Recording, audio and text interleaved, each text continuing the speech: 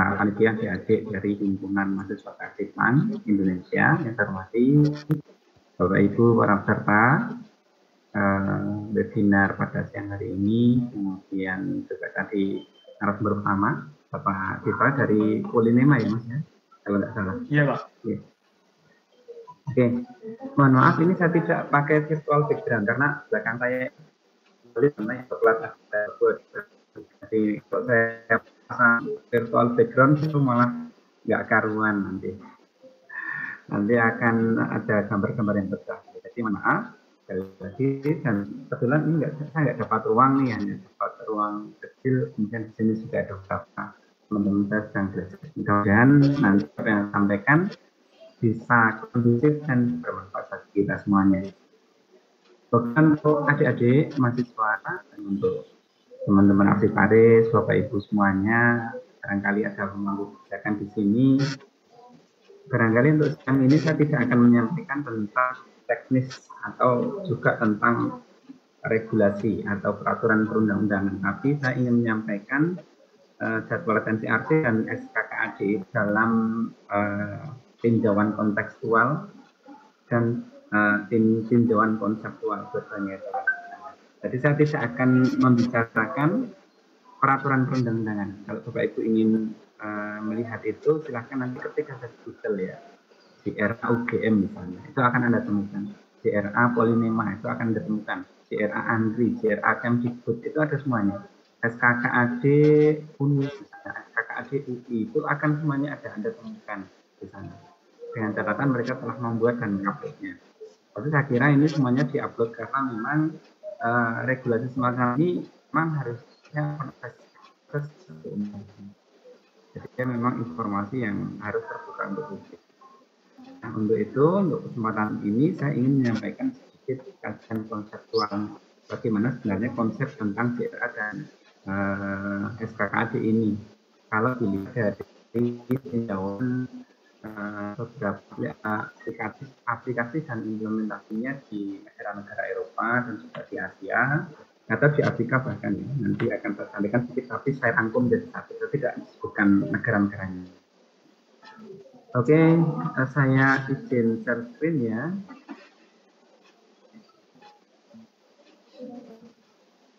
Oke, Mbak panitia, apakah sudah terlihat? Oke. Ini di webinar ruang diskusi arsipan ya, jadwal potensi arsip dan SKKAD sebuah kajian konseptual. Saya sampaikan pada hari ini pada tanggal 11 Januari 2023. Nah, kenapa saya harus menyampaikan ini? Karena ini akan menjadi arsip ya. Apa yang kita sampaikan hari ini, acara kita ini juga akan diarsipkan. Kalau di depan saja sudah nggak ada tanggalnya, nggak ada tempatnya, nggak ada penyelenggaranya, nanti suatu saat webinar ini diputar ulang oleh seseorang atau sekelompok orang, nanti nggak tahu maksudnya kapan, gimana.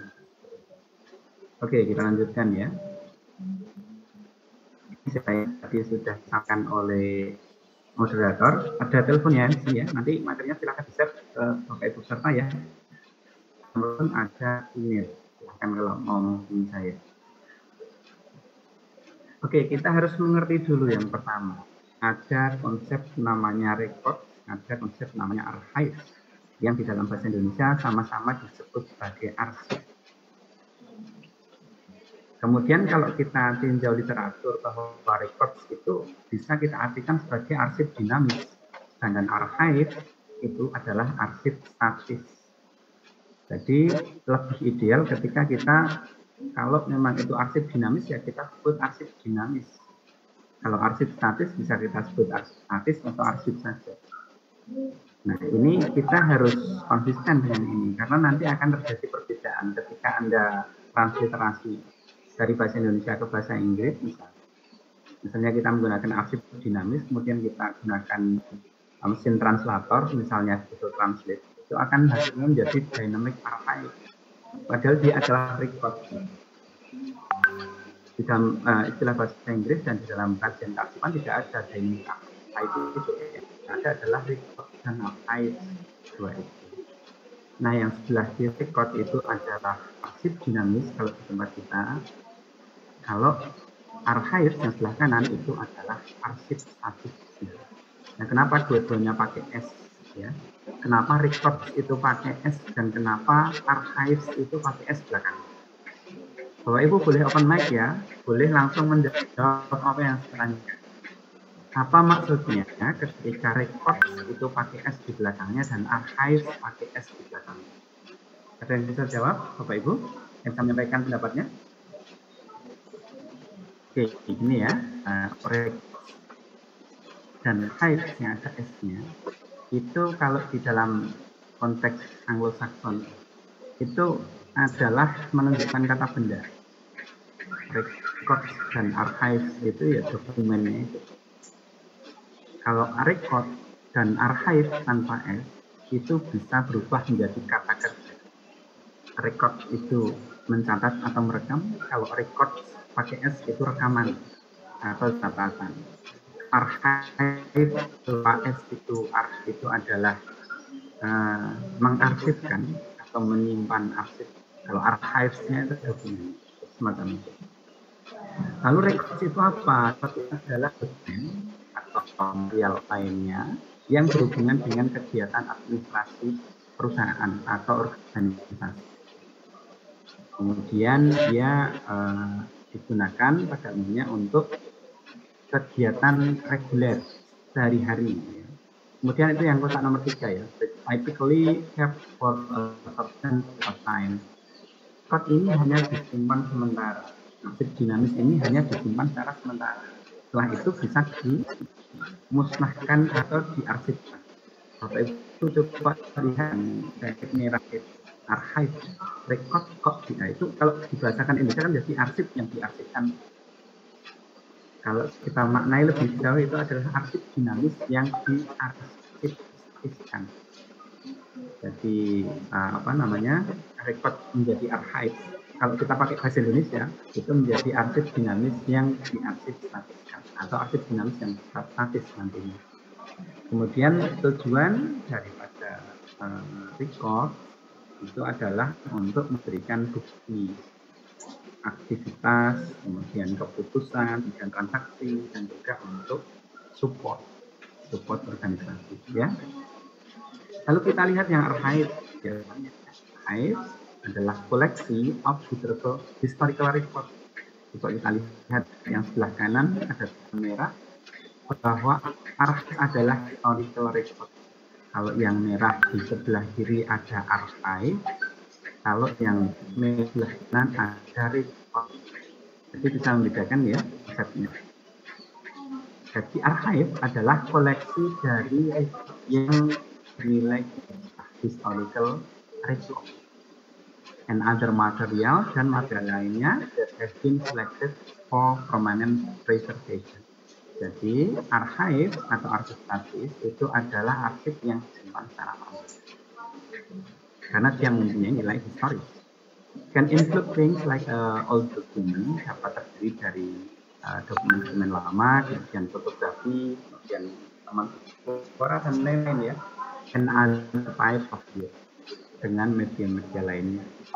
Kemudian purpose atau tujuan dari archive adalah untuk melestarikan arsip dinamis yang mempunyai nilai sejarah atau nilai sejarah. Untuk apa? Ya untuk kebutuhan riset atau untuk kebutuhan penelitian atau kebutuhan lainnya. Nah, pertanyaannya berarti teman-teman para peserta atau mahasiswa boleh open mic langsung menjawab apa yang saya tanyakan. Kira-kira saya kalau ngomongin JRA, jadwal retensi arsip, SKKA, sistem klasifikasi keamanan dan akses, itu cenderung pada record atau pada archive. Kira-kira kemana? Ke record atau ke archive? Oke, boleh dikonfirmasi. Oke, kalau kita ngomongin JRA, itu sebenarnya JRA itu ada di sebelah kiri, teman. Ada di bagian record. Jadi kalau JRA, jadwal retensi arsip, itu kalau di bahasa Inggris kan itu harusnya menjadi record retention schedule, bukan archive retention schedule, karena archive tidak punya retention. archive ya. Arsip tadi itu nggak punya retensi, yaitu dia sudah dinyatakan permanen. Ya, jadi seperti itu. Jadi seharusnya ketika kalau kita menggunakan istilah record dan archive secara konsisten, record adalah arsip dinamis, kemudian archive adalah arsip statis, seharusnya JRA itu JRAD, jadwal retensi arsip dinamis.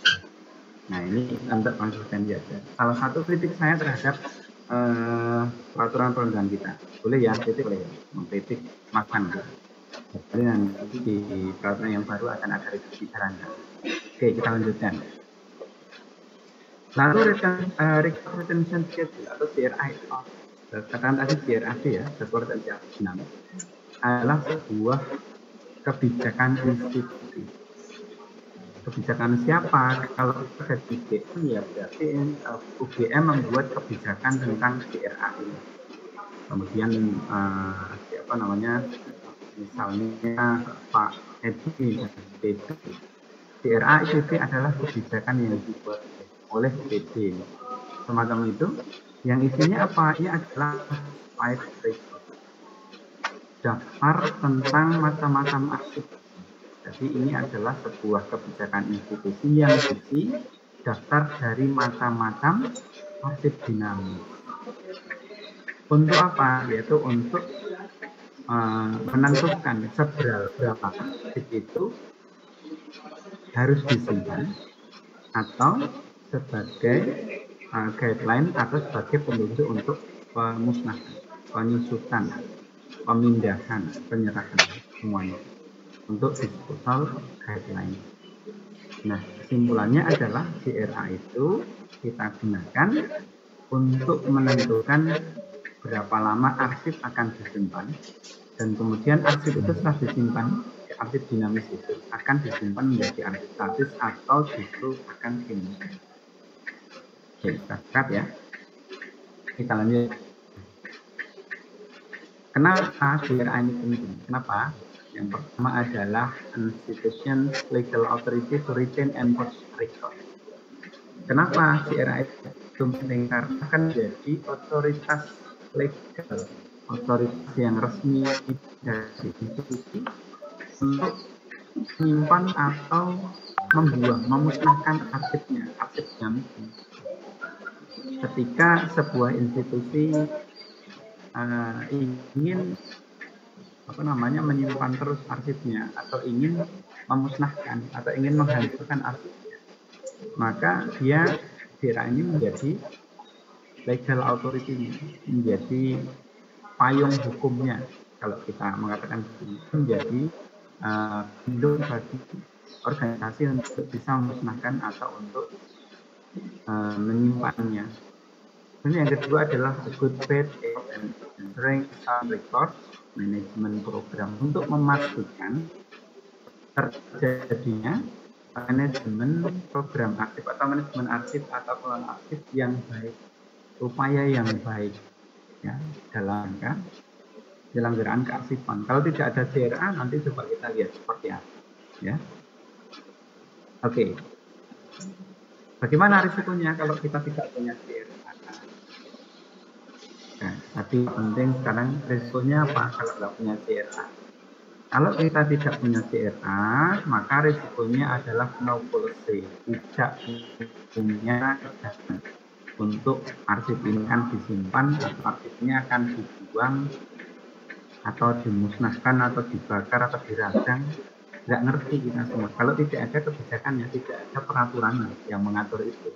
Nah, ketika tidak ada kebijakan asersi, maka tidak akan ada kepastian. Kita nggak ngerti, kita harus bagaimana tentang arsip-arsip kita yang sudah menumpuk banyak itu. Kalau kita simpan seterusnya kok lama-lama ruangan kita penuh, kalau kita musnahkan jangan-jangan nanti dicari. Itu menjadi serba tidak setending, serba tidak pasti langkah kita. Kalau tidak pasti, maka tidak akan ada usaha, no effort. Jadi itu hubungannya. Kalau nggak ada kebijakan, maka kita tidak akan yakin dengan apa yang kita lakukan. Kalau kita tidak yakin, maka kita tidak akan berusaha saja ya, semacam itu ya. Jadi pandangan yang tidak baik ketika arsip menumpuk banyak aut-autan dicari nggak ketemu, ya tidak ada untuk itu. Kemudian ketika tidak ada upaya itu bisa terjadi uncontrolled growth of record. Ruangan kita akan penuh, ruangan kecil kita. Padahal kita ketahui bersama menjadi rahasia umum bahwa arsip itu biasanya ditaruh di gudang, bukan di gedung. Di gudang biasanya dekat kamar mandi, kemudian dekat toilet atau di pojokan-pojokan yang agak sedikit menyeramkan, karena dia semakin bertambah.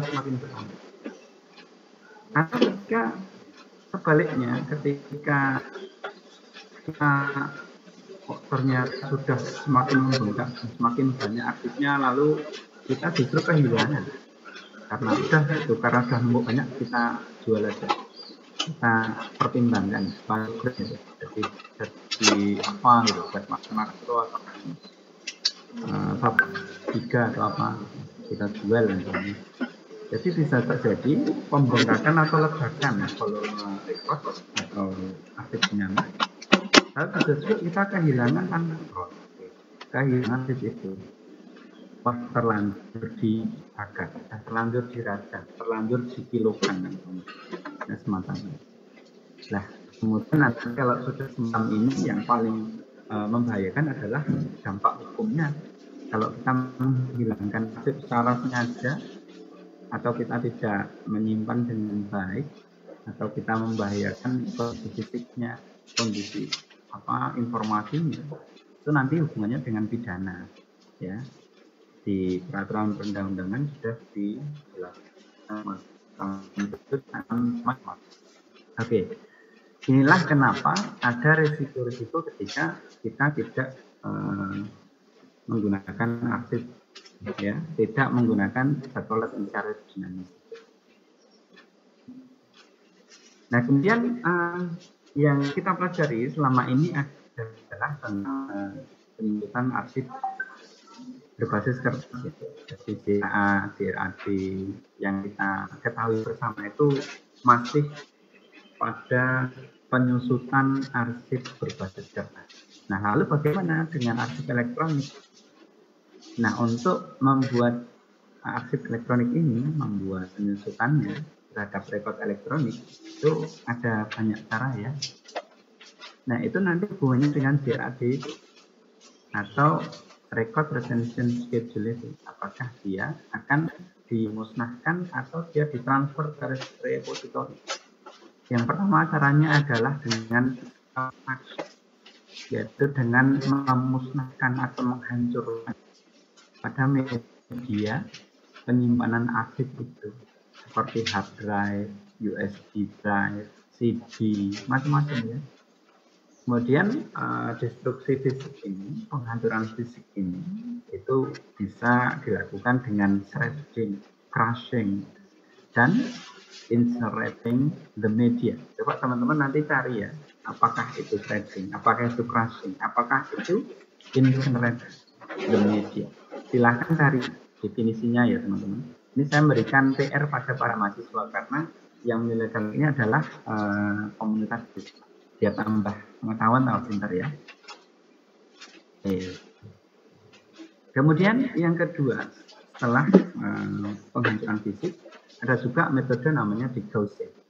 Degaussing ini adalah dengan mendekatkan media arsip ke alat yang namanya degauss, gitu.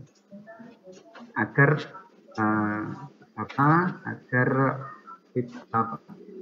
dan magnetik itu mengacaukan dari file-file yang ada di dalam media-media itu. Dia bisa completely erase, dia bisa membersihkan secara komplit, semuanya bisa. Atau dia akan hancur secara informasional, tidak bisa diakses lagi.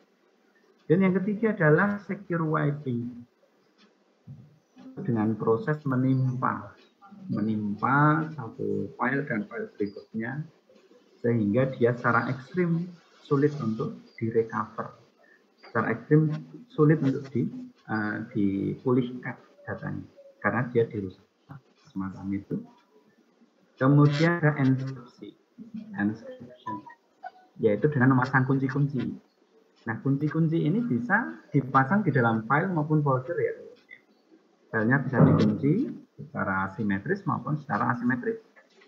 Kalau secara simetris itu ya untuk kita pembuat maupun user itu bisa sama. Entah itu kunci, entah itu kata sandi, entah itu apapun itu. Jadi kalau teman-teman kadang mendapatkan mendapatkan file, kalau teman-teman ke laboratorium misalnya atau ke rumah sakit kirimi file PDF itu biasanya dia akan minta minta PIN atau minta kata kunci atau password atau kata sandi atau apapun itu. Dia akan minta itu. Karena apa? Karena dokumen-dokumen mengenai kesehatan itu sebenarnya bersifat rahasia dan hanya boleh diakses oleh pihak rumah sakit dan pihak yang bersangkutan yang punya. Kalau Mas Arif misalnya, saya ingin tes di laboratorium tes kolesterol dan gula kan, itu bisa jadi hasilnya PDF-nya itu nggak bisa dibuka ketika kita tidak diberikan hak aksesnya. Jadi setiap orang tidak bisa buka kecuali kita yang diberikan nomor PIN-nya atau kode untuk membukanya. Nah, dengan seperti ini dimungkinkan agar ada data-data terlindungi. Jadi untuk disposalnya dia tidak secara fisik dan tidak secara informasi, tapi dia diprotek dengan enkripsi. Kemudian yang setelah CRA ya, ini ada secure classification of record. Kita bicarakan klasifikasi keamanan di dalam recordnya. Ada banyak macam ya. Kalau di Indonesia itu kan ada terbuka, kemudian terbatas, kemudian ada tertutup gitu ya, atau rahasia, sangat rahasia. Ini yang kita dapatkan di Kanada semacam ini, unclassified atau open. Maksudnya apa? Arsip ini ketika dibuka, ini maka tidak akan membahayakan siapapun. Ini adalah klasifikasi keamanan yang pertama. Dia unclassified. Dia tidak diklasifikasikan sebagai sesuatu yang tertutup. Dia terbuka untuk siapapun.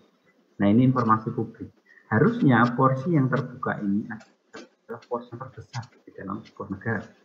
Kalau kita mengikuti undang-undang keterbukaan informasi. Tapi ada beberapa arsip yang seharusnya dia terbuka, tapi dia terbatas untuk pihak-pihak tertentu. Kemudian klasifikasi yang kedua adalah limited. Ya.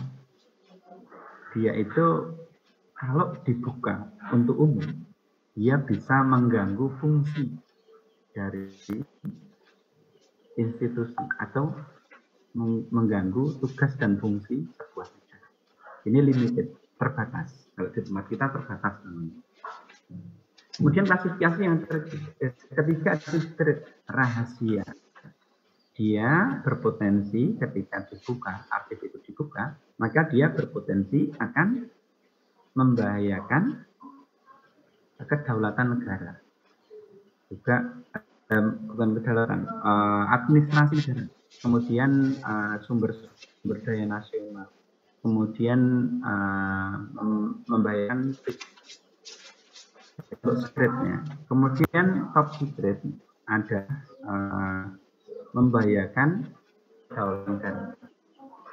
Ini dari atas ke bawah, ini seharusnya porsinya yang paling atas harusnya. Semakin ke bawah semakin sedikit. Yang secret itu harusnya sedikit. Tapi yang paling banyak seharusnya yang unclassified atau yang terbuka untuk umum atau terbuka untuk publik. Tapi itu bukan jaminan ya. Jaminan memang top secretnya yang sangat rahasia ini banyak yang enggak. Jadi kita tidak bisa mengukur semacam itu.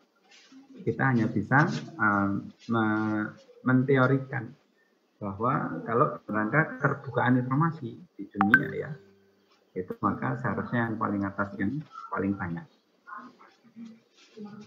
Kenapa ini penting? Kenapa harus ada klasifikasi keamanan ya? Klasifikasi keamanan dari arsip itu dan aksesnya. Yang pertama adalah to protect records owner. Ketika kita memberikan klasifikasi keamanan itu adalah untuk melindungi pemilik atau pencipta dari rekodnya. Karena mungkin ada unsur-unsur kerahasiaan di situ atau ada unsur-unsur sensitivitas. Ada kerahasiaan, ada sensitivitas, ada bahayaan. Boleh dicatat ya adik-adik mahasiswa ya. Kalau dia sensitif, kalau dia berbahaya atau membahayakan, kalau dia tidak boleh diketahui orang lain, maka harus dipegang dengan itu SKKAD, sistem klasifikasi keamanan data. Kemudian yang kedua adalah to protect record creator, untuk si pembuat arsip. Kalau ini berhubungan dengan organisasi ya, organisasi yang membuatnya ini akan diprotek dengan itu. Kemudian yang ketiga adalah to protect record user. User kok diprotect ini. Ketika ada SKKAD, ada sistem klasifikasi keamanan akses, itu akan menentukan arsip mana yang boleh diakses oleh publik, oleh user. Maka tidak ada alasan bagi organisasi untuk menutupi ketika dia dinyatakan terbuka. Kemarin ya ada sebuah contoh kasus teman saya di Jawa Tengah Utara, bagian utara. Nah itu ada yang mengatakan bahwa dia tidak bisa mengikuti seleksi beasiswa seorang calon siswa karena usianya sudah 48 tahun. Nah, pedasnya ini Anda tidak bisa karena peraturan di sini itu 40 tahun katanya batasnya. Anda 48. Nah, kemudian si calon mahasiswa ini kalau ada itu aturannya gimana? Boleh nggak saya lihat?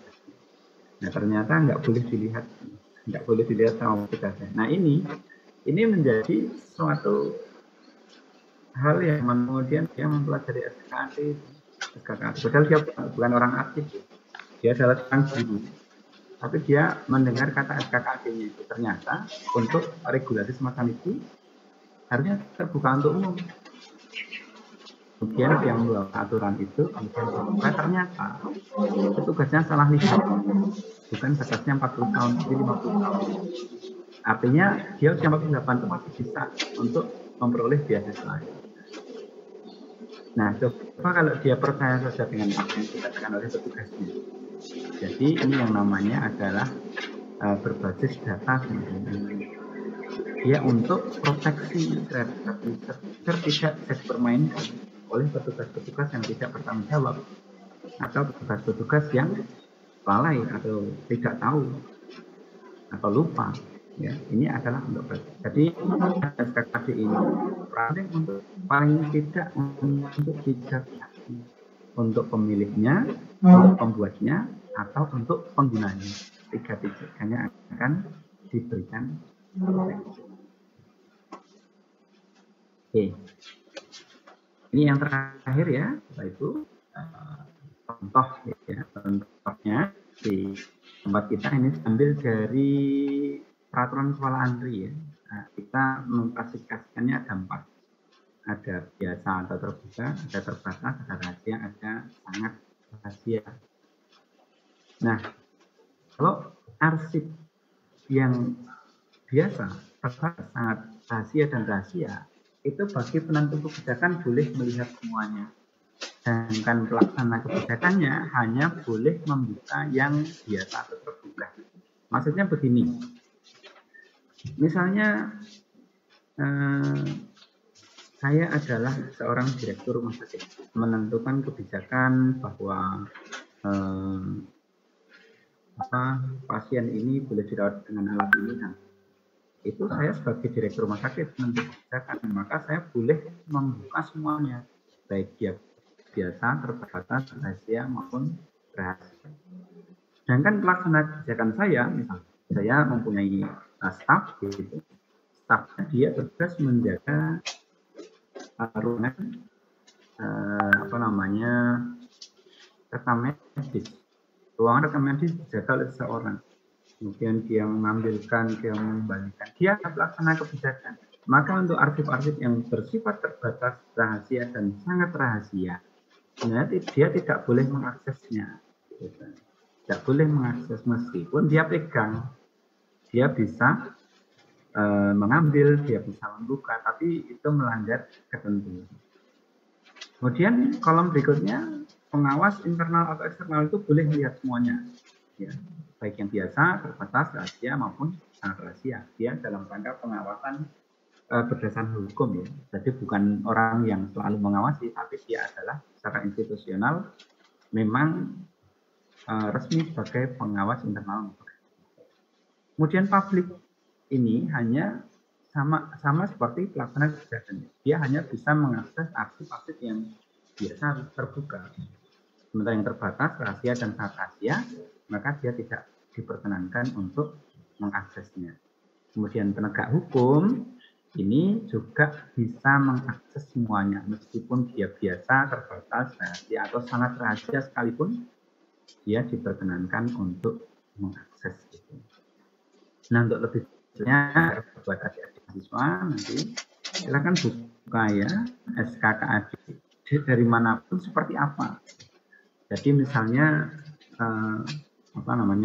laporan keuangan itu terbuka atau jenis arsip misalnya pelaksanaan kurikulum itu apakah biasa, apakah terbatas, atau rahasia, atau sangat rahasia. Berkas korupsi atas nama Farid Amirul Zain misalnya nih Mas ya, apakah dia biasa, terbatas, rahasia, atau sangat rahasia. Prestasinya Farid Amirul Zain, apakah dia biasa, terbatas, rahasia, itu ada daftarnya yang seharusnya dia sistematikanya sama persis dengan yang di depan tadi, yang disampaikan di depan tadi. Ada persyaratan dinas atau klasifikasi arsip, kemudian CRA, CRAD, kemudian SKKAD. Itu harusnya kalau mau ideal sistematikanya harus sama. Gitu ya. Jadi bisa. Nah, ini agak membingungkan banyak pihak bahwa kenapa CRA hanya CRA saja, sementara SKKA pakai D di belakangnya. Kok enggak CRAD sekalian? Jadi ini mungkin bisa menjadi bahan diskusi teman-teman mahasiswa atau peserta diskusi saja. Demikian yang dapat saya sampaikan, Bapak Ibu moderator. Ini sedikit barangkali nanti lebih banyak kepada lebih banyak kepada diskusi ya. Nanti silakan sampaikan pertanyaan atau opini atau ide. Dari saya ada yang belum tahu, kemudian Bapak Ibu membetulkan itu, saya lebih menyukai hal itu. Terima kasih, waktu saya kembalikan kepada moderator Mas Farid Amirul Zain. Monggo Mas Farid. Terima kasih banyak kepada Bapak Ibu atas materi yang sangat luar biasa tadi. Untuk itu sekarang lanjut ke sesi tanya jawab. Dipersilahkan kepada Bapak Ibu serta teman-teman semuanya bagi yang ingin bertanya bisa melalui kolom chat maupun bisa langsung tanya.